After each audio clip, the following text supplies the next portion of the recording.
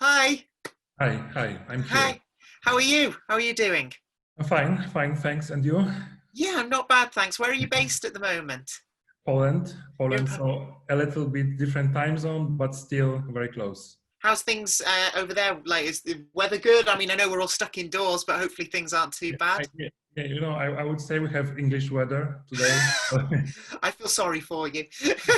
We have Oh, it's English weather fine. too, but I am in England, but it is disappointing weather. So Yeah, let's have some hopes for the summer. yeah, definitely. Yeah, definitely. Hopefully, we all get to spend a bit more time outdoors and enjoying the good weather and enjoying a bit of fresh air for the first time in a long time. But no, thank you for joining us today to talk about esports and entertainment. I think it's really interesting talk, and we've had some really great sessions this morning. So I'm looking forward to learning more about what you've got to talk about.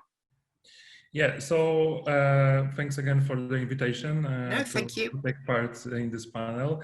I gladly cover some areas where the walls of esports and marketing connect. So I will be happy to show you some of my findings and some of the statistics that you may be inspired by. I don't know if we're waiting exactly for 11:30 because it's No. You feel free to. I mean, obviously, by the time we get your screen shared and everything else like that, it will probably be 10:30 anyway. So don't worry too much. But yeah, if okay. you want to get everything ready, and then I'm sure we'll be ready to go. But yeah, take it away whenever you're ready. But before you start, I just want to remind everyone that obviously we've got the chat function, so please feel free to join in the chat. The Discord link's there, so make sure you join that. And of course, we've got the Q&A session. So please do throw your questions in because I'll be back at the end and we'll go through some of the questions. So don't be shy. Yeah, exactly. If you have some questions, please write them down. We'll be happy to discuss them afterwards. Yeah. So anyway, there you go. It is actually 10:30 as well. So I will leave you to it and I'm looking forward to seeing your talk. Okay, thanks. So let's start. The subject for my presentation is Esports and Entertainment, a success story for brands. My name is Piotr Bombol and I represent Gameset agency.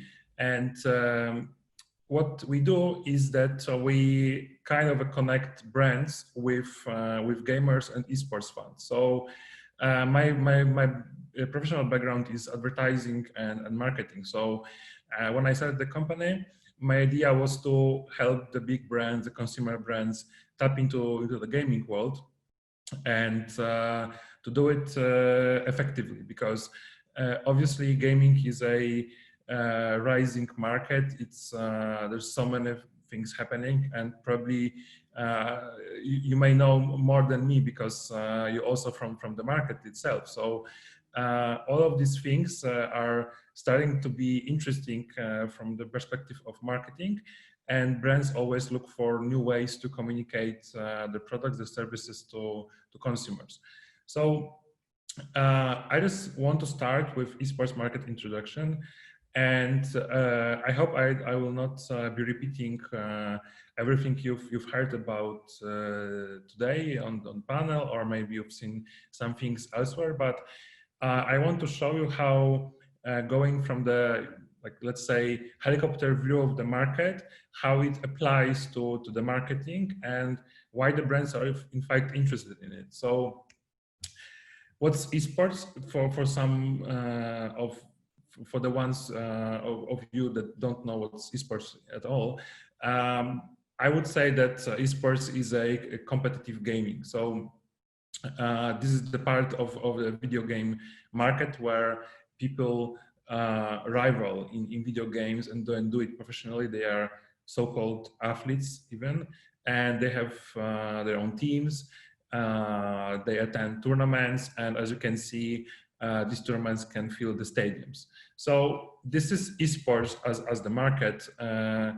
I hope most of you are well aware what's esports, because I will go with some of the basics, but some let's say advanced statistics or data. So what's the place of esports in the whole gaming world? I think this image is a nice metaphor for it. So when we take in consideration the whole target group of gamers, so the bottom part, the widest part of the pyramid, are the people who are playing video games, obviously. So most of the people are there for playing actively.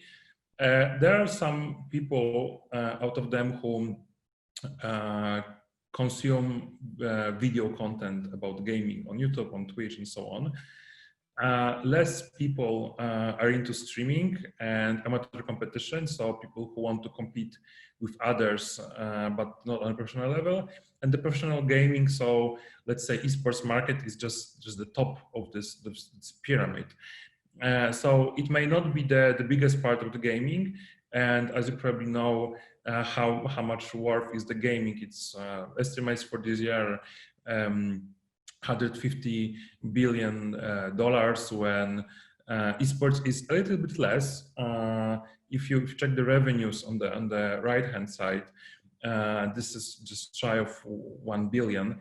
But the power of esports is in let's say attracting viewers. So esports is becoming a sport for modern consumers, and the estimates for this year is almost 500 million people watching esports at least once a month in the whole world.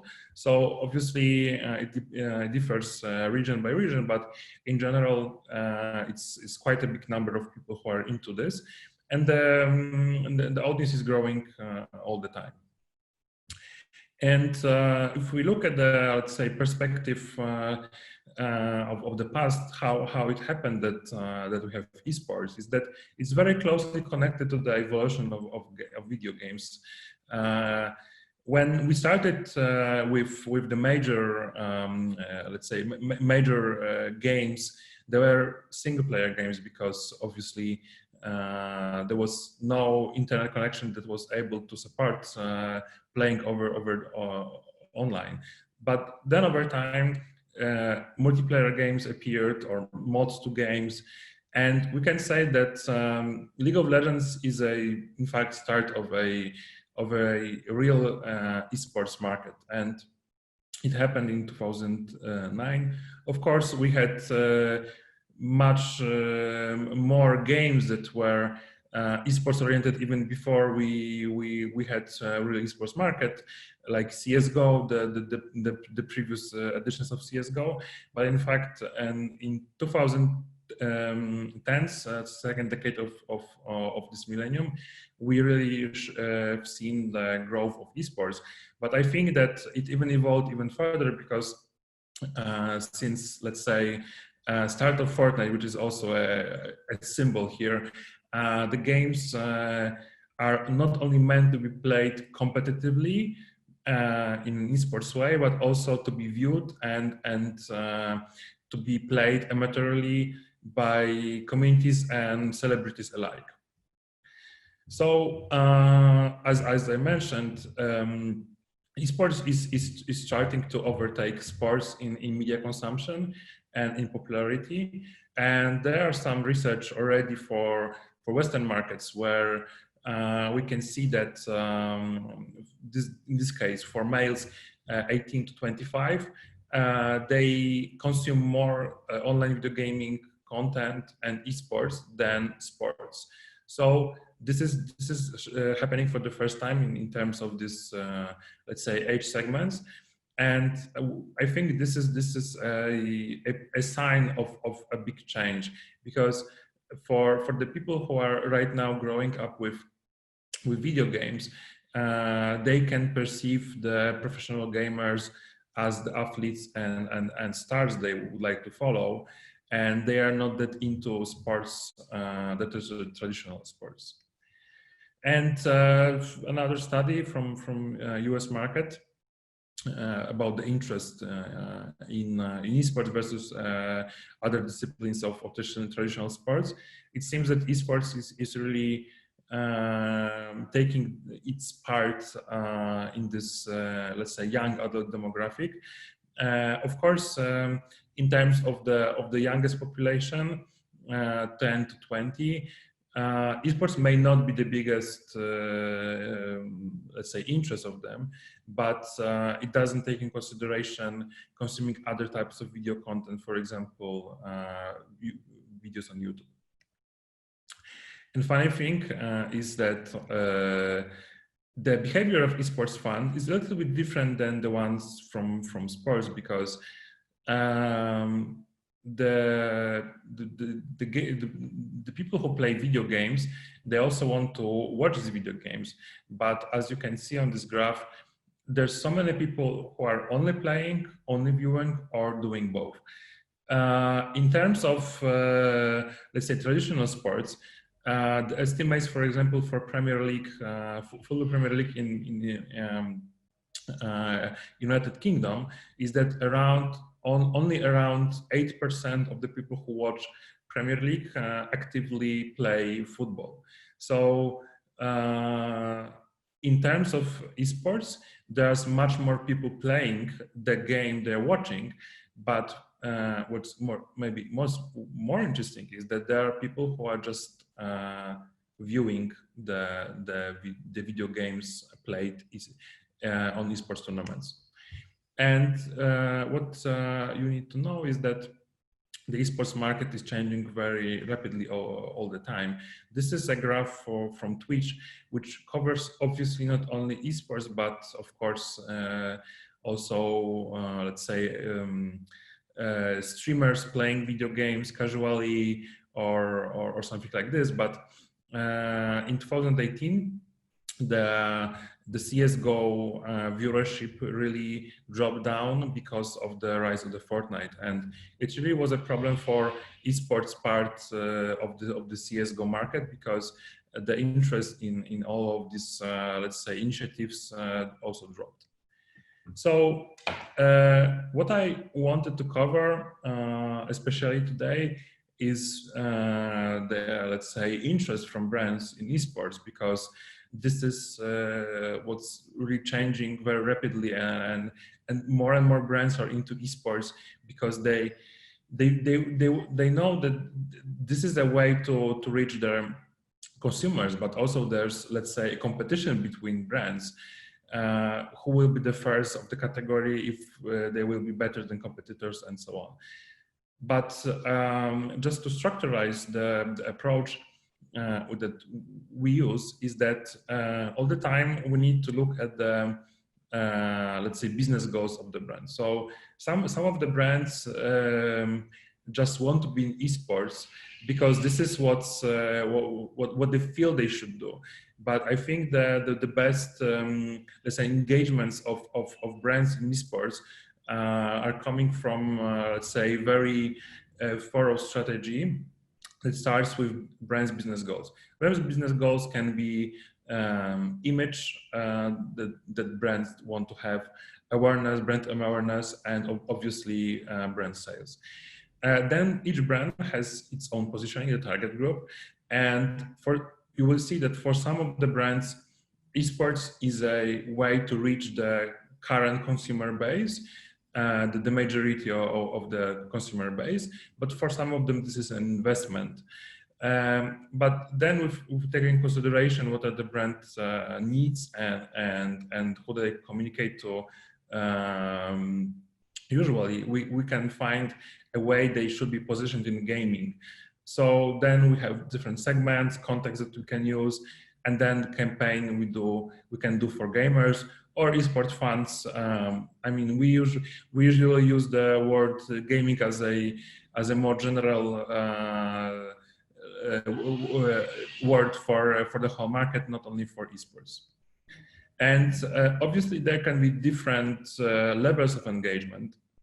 So for some brands, they just want to do the sponsorship, and the sponsorship is driving brand awareness. And this is the same that brands have been doing for decades in traditional sports, is that they want to be visible to the specific target group. Of course, sometimes sponsorship adds to the brand image, but this is just let's say the first level of engagement. Then they can do specific campaigns. Most of the time, these campaigns are based on sponsorship because they would rather use the credibility they can get from working with a specific team or a tournament. Then a much more difficult to implement level is the offer. So some of the brands realize that if they can't position appropriately their, let's say, basic services or product, they may want to go with a dedicated offer. So obviously, in terms of the services, it's much easier because if you create digital service for dedicated for gamers, it's much easier to implement than, for example, creating a dedicated drink for gamers or esports fans. And then we have a platform. So let's say some of the brands would want to have one idea that would connect everything they do in gaming or esports. And some of these brands are doing that very neatly. So I will show you one example. And I think this sums up how the brand can be engaged in esports on different levels. So what I wanted to show you today are examples of brands that engaged with esports audiences or esports contexts. And I divided this into three groups. So definitely there are brands that are targeted at young people, teenagers or young adults. And these are the examples here are snacks, drinks, non-alcoholic drinks, obviously, clothing, QSR, so quick service restaurants, and telco operators. Then we have brands dedicated for adults, and this is mostly finance categories, so banks, and also insurance or electronics for different uses. And then we have luxury brands that are represented by, for example, cars or fashion. So I wanted to show you the case studies of these couple of brands. And starting with Red Bull, I think if you follow esports, you will definitely come across Red Bull, because Red Bull is very active in esports area, and they have been for years. And in fact, approach Red Bull has is to create definitely a specific pillar of the whole marketing strategy, and it's gaming. So it's very strategic engagement, and right now Red Bull is doing some tournaments for amateurs like Red Bull Solo Queue and Red Bull Flick in League of Legends and CSGO, and also they work with Ninja, the most popular streamer that is connected with Fortnite, and they've been doing also some tournaments with him. So if you want to check more what's going on with Red Bull, you will come across a lot of cool tournaments they've been doing, or even a cool dedicated can designs with League of Legends. And definitely it seems that Red Bull is betting heavily on esports as a major part of their marketing strategy. You may have heard about Gillette's engagement in esports. In 2017, they started a campaign where simultaneously start Neymar, the football star, but also Xpeke, the League of Legends star.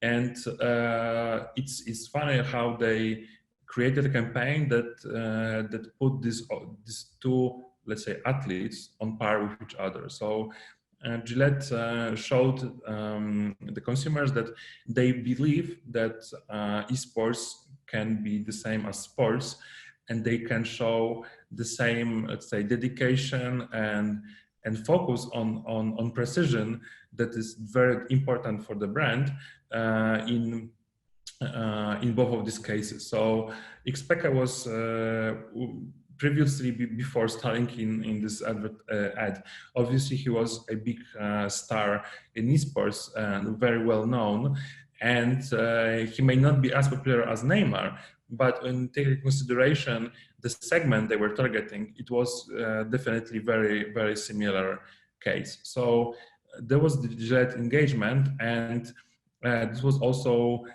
obviously targeted at very young people who were starting their, let's say, adventure with shaving, where the Gillette wants to position themselves as the first choice in this category.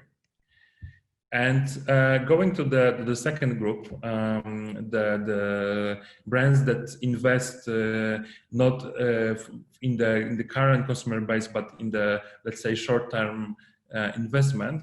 So Mastercard became a sponsor of LEC. This is the League of Legends tournament series.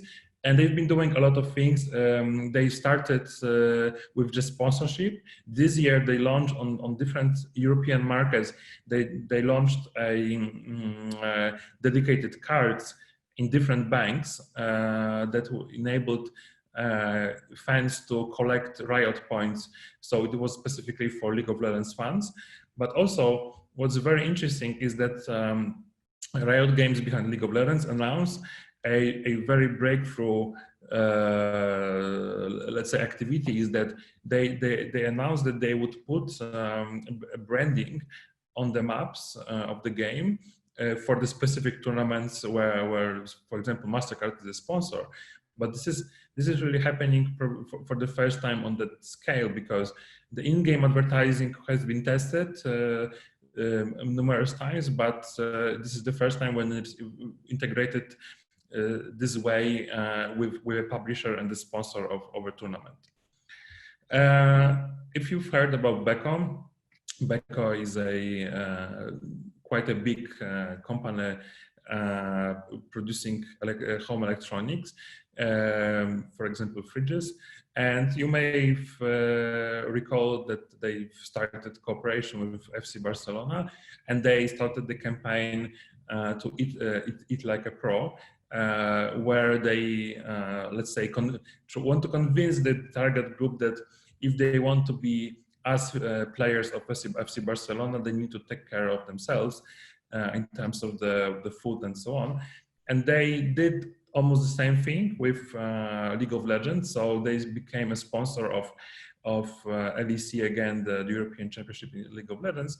And they started to position themselves with the same message: eat like a pro to play like a pro. And they even did a very cool animated TVC for that. But going to the third group, the luxury brands, BMW just announced this year that they are betting heavily on esports, because they started simultaneous cooperation with 5 top esports teams. So this is probably one of the biggest marketing projects in esports since the beginning of esports, because these are definitely the top teams in the world, and BMW wanted to connect them under the platform United in Rivalry. So this is a approach where BMW is creating a platform that connects all of these activities, and we're going to see the results of that, because this had just been announced. But definitely the reception was very good, and BMW is just betting on the let's say development of the esports. So of course, right now the fans of esports may first not be valid to drive cars, or they may not have that much money to drive BMW or to buy BMW. But in case of the most luxury brands of the cars, they would rather right now invest in this area and position themselves as dream cars, because some percentage of all these fans over time they will be able to buy a luxury car or just or any car. And when they do, they would better choose BMW because of this engagement, long-term engagement that BMW is planning. But I think the most shocking case that I want to show you for the end of this talk is Louis Vuitton engagement in cooperation with League of Legends. So Louis Vuitton announced that they would create a specific crate for the cup of League of Legends finals. But also what they did is that they created, together with the publisher, they created in-game skins for the characters that were supposedly on the level of what would normally Louis Vuitton produce in the real world. And also it was mirrored by a specific dedicated collection by Louis Vuitton for League of Legends that you can see on the right. And it was definitely attracted a lot of interest, but also was sold out because it was very limited in stock, and people really wanted to have something like this because this is going to be very unique and probably will be a collector's pieces already. So if we think about brands and esports, first, the brands that are for young people, they want to drive brand preference right now, here and now. For brands that are for adults, they want to create brand awareness and trials because they know that the consumers that they are targeting will soon be their core consumer base. But in terms of the luxury brands, they bet on a very long-term ROI of this. So they want to drive long-term brand preference, even though right now not every esports fan is able to buy BMW car or Louis Vuitton clothes. So this is everything I prepared for you. Thanks for listening, and we'll go to the questions. Hey, yeah, thank you. Really fascinating talk. And we have got a few questions in here, so we've got a little bit of time. But in the interest of time, I'll delve straight in, if that's okay. Yeah, of course. So the first question we had come in is, with the lockdown, is the revenue in esports growing? Yeah, so tricky thing with esports revenues is that they are driven mostly by third parties, so through sponsors and advertising. So I would say it's let's say the final result may be mixed because first we have let's say cutting of the marketing budgets on a general level because most of the brands have seen some let's say losses in sales, so they are cutting marketing budgets.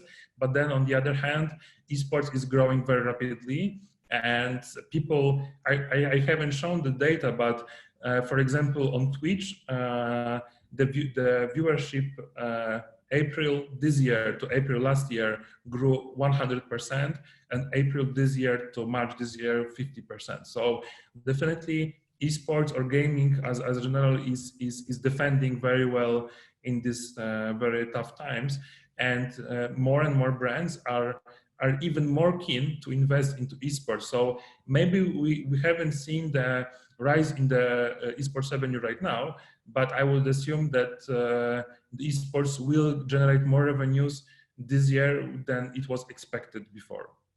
Yeah.